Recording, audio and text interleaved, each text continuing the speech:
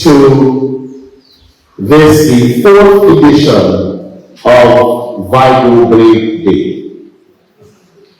The story of Baba Vigo Blake and the Bethesda School is one that should be so familiar in Antigua and Barbuda that every time somebody say May 29th, you should immediately think Vigo Blake, Baba Vigo, Bethesda School. Where we sit right now, in this very moment, is hallowed ground.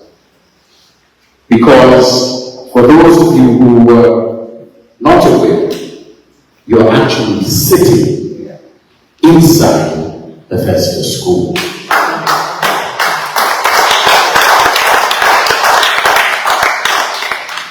The thing about history is that it is often repeated that he who wins the war writes the story. We know that for a fact. Facts are something that is recorded in history. But facts, as a practicing attorney, I see one or two in here. It's a funny thing, because it's also perspective.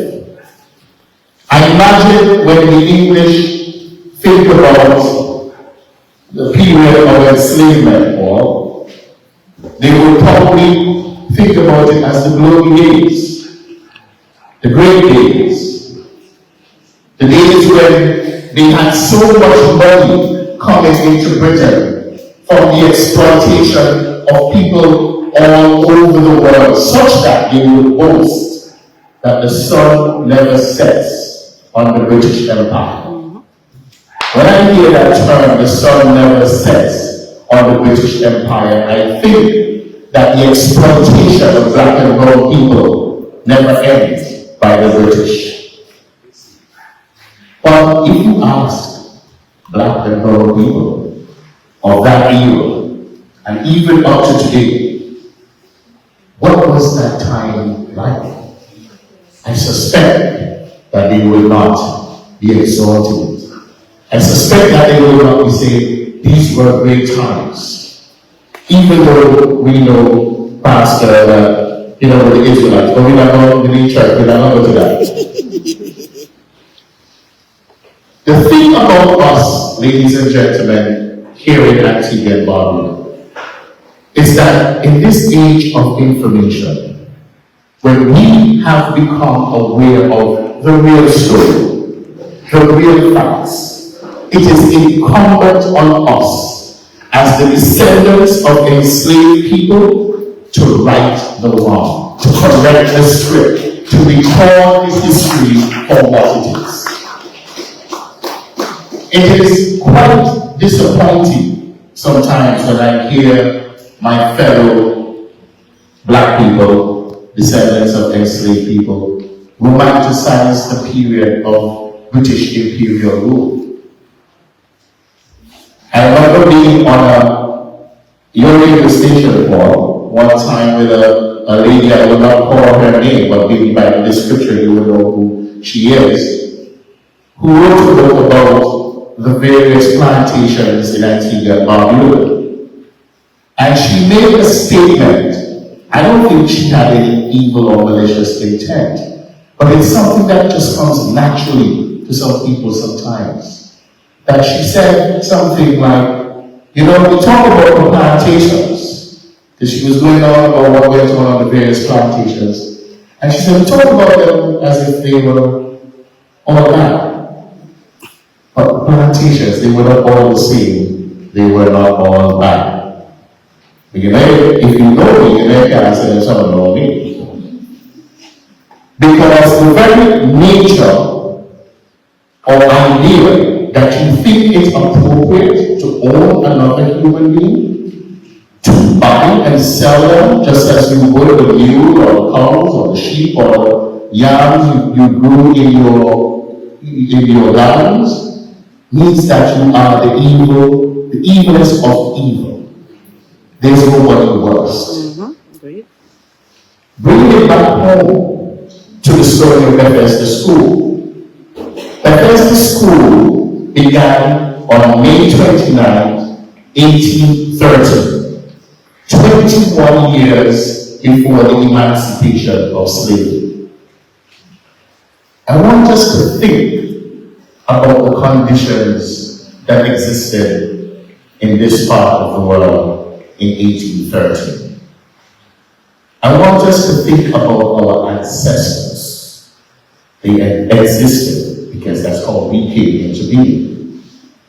I want us to think about Bowen observing the white British missionary and his colored wife, Elizabeth R. Thwaites. Charles Thwaites was the man, traveling from English Harbor to Lyons Estate, which is up on that hill, to teach the white children of the surrounding plantations. Lyons, Blake, Village, Cochrane, and I'm missing one. What am I missing here? Morris Wilby. Okay, I'm going to take it from your older. Lions.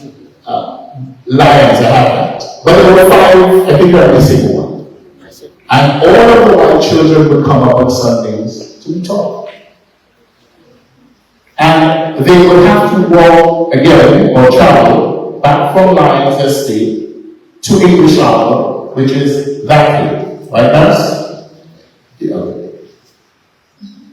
And they would rest at this spot. This history records this spot as a place where, if you notice, when you go outside after we're done, just take a look. It had sweeping views of the ocean, grass just blowing in the wind. And this was the point where they would rest before they continued to the Harbor, as well as where they would come.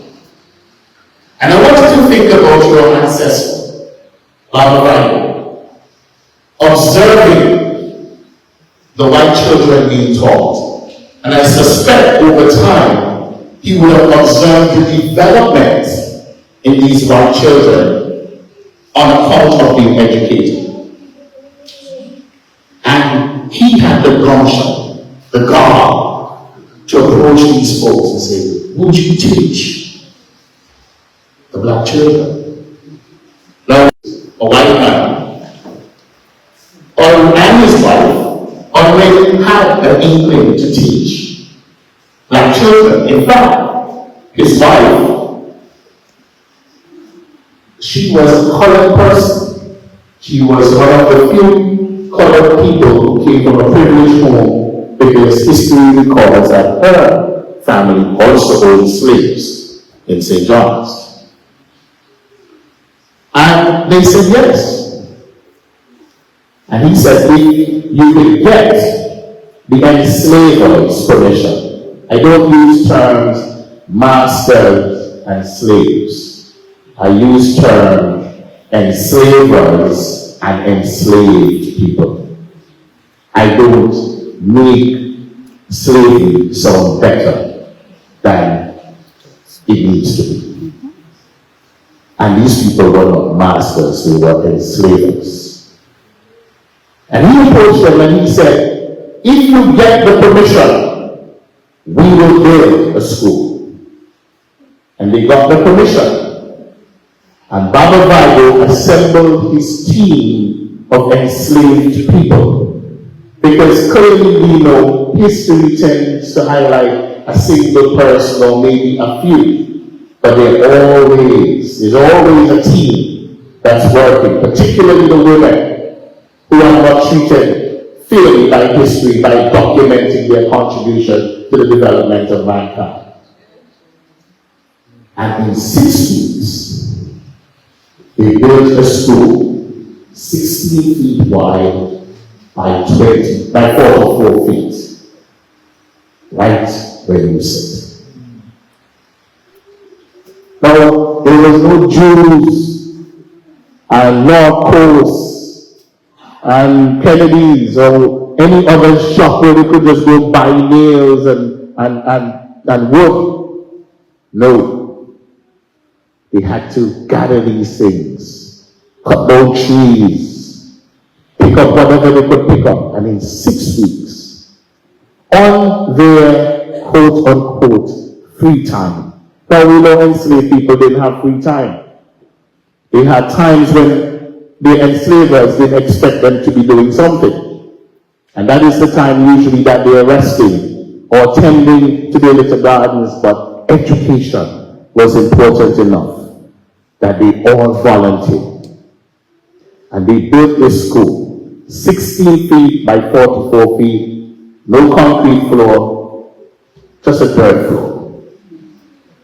And on May 29th, 1813, 500 people showed up. 500 of our ancestors showed up to be educated. Ladies and gentlemen, we say these things, and I know in this fast-paced life we live today where everything is readily available, we minimize, even as we try to recognize how difficult a task that would have been at the time that we accomplished it. And we thought it important to highlight this history. Why? Originally, again, because he who wins the war writes the story, which becomes the history. We were taught that Charles Thwaites and Elizabeth Hart Thwaites, in their benevolence, decided to educate these black children. And it was their initiative that the school was built. But fortunately, in 2016, the Bethesda Christian Hill community had a reunion. And at that reunion, one of the descendants of Charles Thwaites attended. And she had the diary of her great, how many of her great-grandfather, Charles Thwaites. And it is in that diary that he wrote, the school was the initiative of Baba Vigo. I want us to just applaud Baba Vigo and his team. Alright guys, yes. The man who brought education to the English-speaking Caribbean for black people. This is how we applaud it. I see some of you at some of the steps jumping at the piano, and this is how you applaud Baba Vigo Blake.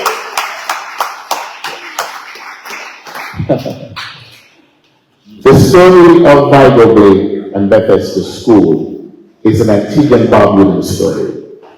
We will also continue to repeat that fact. The footprint may have been in Bethesda, but history always occurs at a physical location. But the implication of what they did reverberated throughout all of Antigua and Barbuda. And I did say that there are Antiguans and Barbudans all over Antigua and Barbuda that are descendants of those people, because I suspect some of the volunteers may have been sold sometime between May 29, 1813 and the emancipation, and would have gone elsewhere. So I invite all of Antigua and Barbuda to embrace the story of Bethesda School. Always. If this school was built in any other Caribbean country, in Jamaica, in Barbados, the entire world would know. What I'm about to say may seem political, but if you know me, you know I say political things, but not in a partisan way. It is a travesty. It is a betrayal to the sacrifices of Baba Vigo and his team. I dare say, where is the camera? It is treasonous to the sacrifices made by our ancestors that the Bethesda School was closed in 2015. And it is on that we galvanized to create what's called the Bethesda School Heritage Foundation, Inc. It is our goal, this not-for-profit organization, to ensure that the Bethesda School reopens not as anything else other than its original intent, which is to educate black and brown children in Antigua and Barbuda.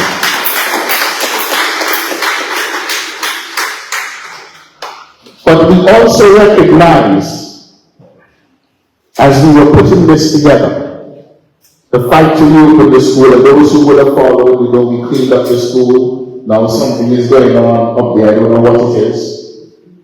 I see the representative for the area, so maybe he can tell me afterwards what's going on up there. Though I know, for purposes of clarifying, that he is also part of the fight to reopen the Bethesda School.